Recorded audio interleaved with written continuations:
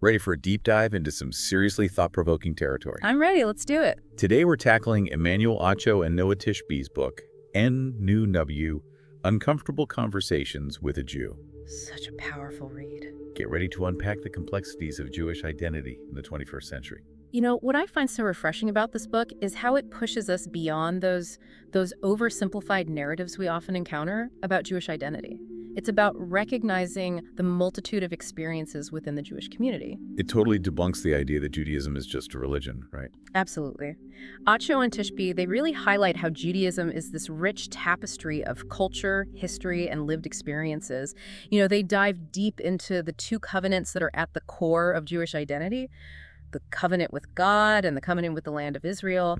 And what's so interesting is how they emphasize that these aren't just abstract beliefs, but they're calls to action that shape how Jews live their lives today. It's like that old saying, Judaism is a verb. Yeah. It's about actively engaging with these traditions and values. Exactly. And that leads us to a conversation that often trips people up, the equivalent of Jewish people being perceived as white passing in America today. Yeah, I'll admit it's something I've struggled to wrap my head around. Where do those lines blur?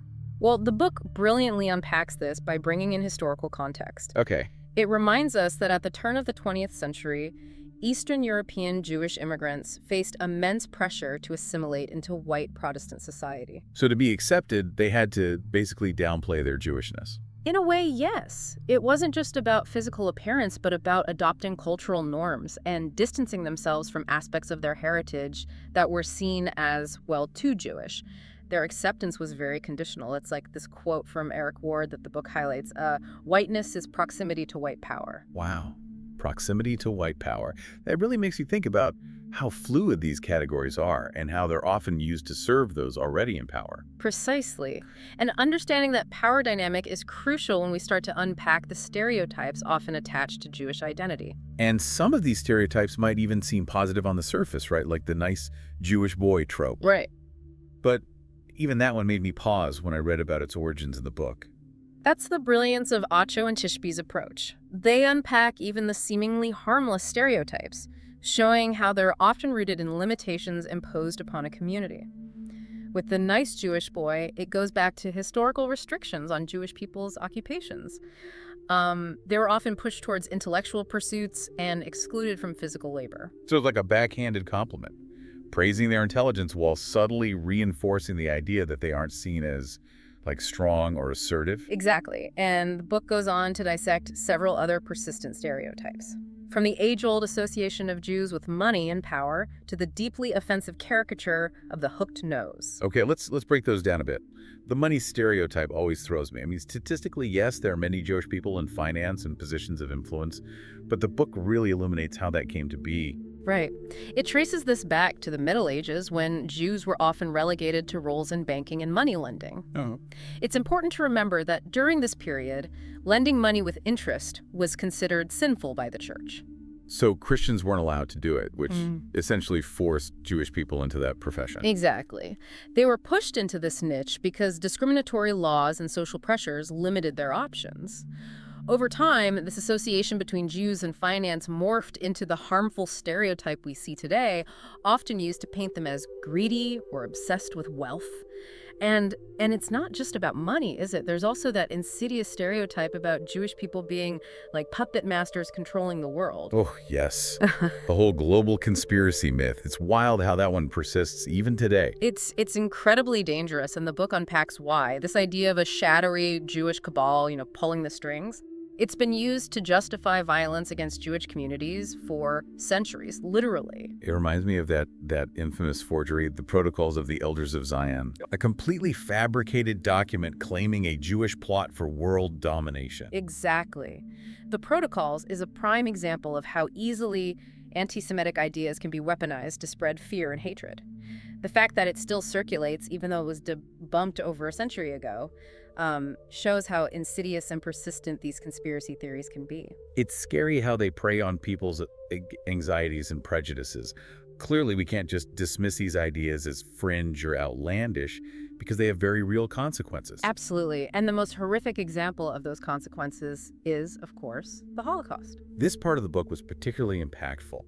Tishby shares her own family's experience, and it really hits home that this wasn't just some, distant historical event, but it was a deeply personal tragedy that continues to affect millions of people. And it's even more concerning considering the book's point that many young people today either don't know about the Holocaust or tragically believe it's a myth. That statistic floored me. Yeah. The idea that such a significant event could be fading from collective memory. It's a serious wake-up call. Which is why Acho and Tishby argue so strongly against Holocaust denial and distortion. They emphasize that the Holocaust wasn't an isolated incident, but the culmination of centuries of escalating anti-Semitism. By understanding that historical context and recognizing the warning signs, we can hopefully prevent such atrocities from happening again. It's about understanding those dangerous patterns so history doesn't repeat itself. Precisely. Now, shifting gears a bit, the book also delves into a topic that often gets misrepresented, I think. Zionism. I'll admit, it's something I've always wanted to understand better, but I've been hesitant to even ask about it for fear of saying the wrong thing. It's understandable to feel that way. There's so much charged discourse around it, but the book provides a clear and accessible starting point, It defines Zionism as the Jewish people's right to self-determination in their ancestral homeland. So essentially, it's about their right to have their own state, just like any other nation. Exactly. The book traces the history of Zionism from its emergence in response to anti-Semitism in Europe to the eventual establishment of Israel in 1948. It acknowledges the complexities of the Israeli-Palestinian conflict, but draws a crucial distinction between criticizing Israeli policies and denying Israel's right to exist. That's a really important distinction. Criticizing a government's actions is not the same as denying a people's right to exist. It's a bit of a relief to hear it laid out so plainly, honestly. For a while now, it feels like those two things have gotten conflated in a lot of the discourse. Yeah, it's definitely something Acho and Tishby push back on. They make it clear that conflating criticism of Israel with hatred of Jewish people is deeply misleading and, frankly, dangerous. It's entirely possible to be critical of Israeli policies while also supporting the existence of Israel and the Jewish people's right to self-determination. It goes back to that idea of nuanced perspectives being so important, which this entire book really emphasizes. Speaking of which, how does the book suggest we actually move forward?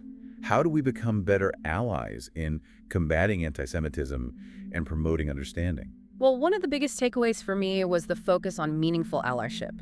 It's not about empty gestures.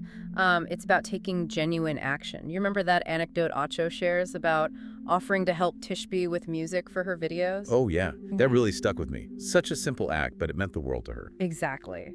It highlights that allyship doesn't have to be this grand performative thing. It can be about showing up in small but tangible ways. And the book offers a bunch of examples of what that can look like, Like speaking up when you encounter anti-Semitism, even if it feels uncomfortable, or taking the time to learn more about Jewish history and culture. Right, and something we often forget, just listening to and believing Jewish people when they share their experiences. Their voices are so often dismissed or minimized in these conversations. Acho and Tishby really emphasize that fighting anti-Semitism is deeply intertwined with broader struggles for justice and equality. Like that quote from Rabbi Sachs, "The hate that begins with Jews never ends with Jews." Powerful words. It's a reminder that we're all in this together. When any one group is targeted, it weakens the fabric of our entire society. Solidarity isn't optional, it's essential. Which brings us to the question that I think this whole conversation hinges on. If we accept simple narratives about complex issues, even with good intentions, are we contributing to the problem?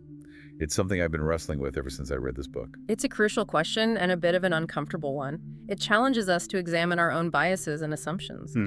Creating a more just and equitable world requires constant self-reflection and a willingness to have those difficult but necessary conversations. It's definitely given me a lot to think about. Well, that wraps up our deep dive into NUW Uncomfortable Conversations with the Jew by Emmanuel Acho and Noa Tishby. I hope this has been as insightful for you as it has been for me. It's been a fantastic exploration. Hopefully, this is just the beginning of a much larger conversation. Let's all commit to challenging stereotypes and working towards a future where everyone feels safe, respected, and valued. Beautifully said. Until next time, keep learning, keep questioning, and keep striving to make the world a little bit better.